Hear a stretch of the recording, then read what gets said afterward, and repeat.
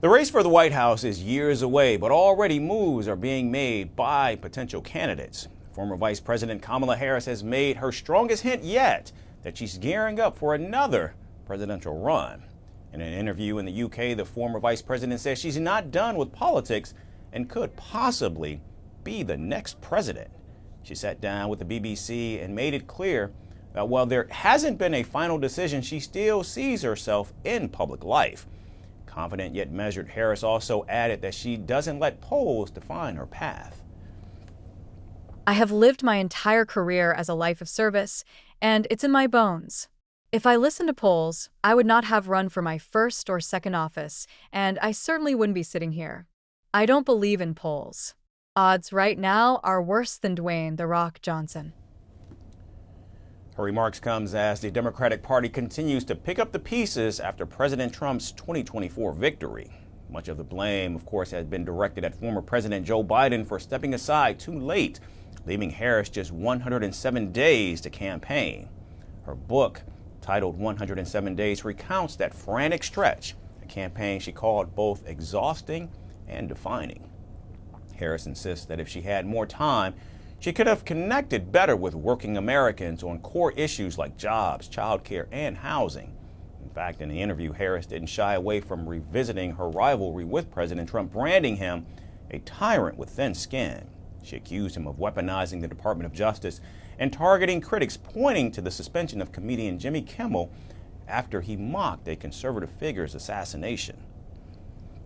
He said he'd weaponize the Justice Department, and he's done exactly that. His skin is so thin, he couldn't endure a joke.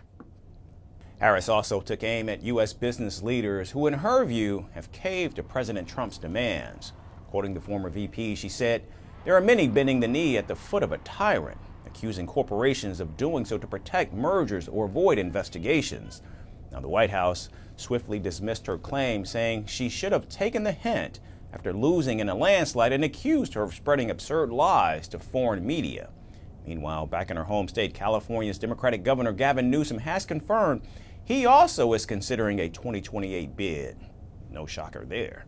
In an interview with CBS News, Newsom added he would be lying if he said he wasn't giving it serious thought.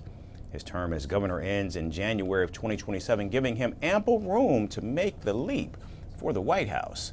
A CBS poll conducted earlier this month found 72% of Democrats and 48% of all registered voters said Newsom should in fact run for president in 2028.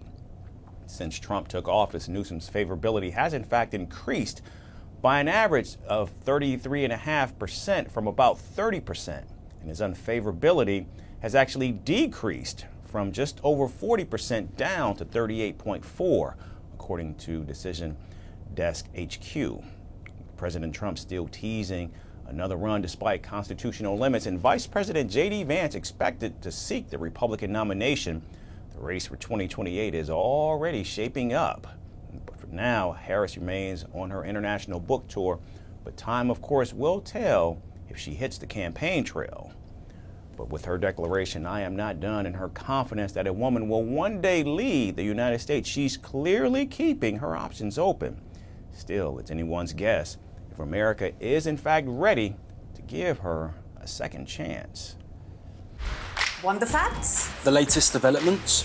News that gets straight to the point. Well, we've got all three just for you. This is Firstpost Live, a brand new show, your window into what really matters. Don't miss it.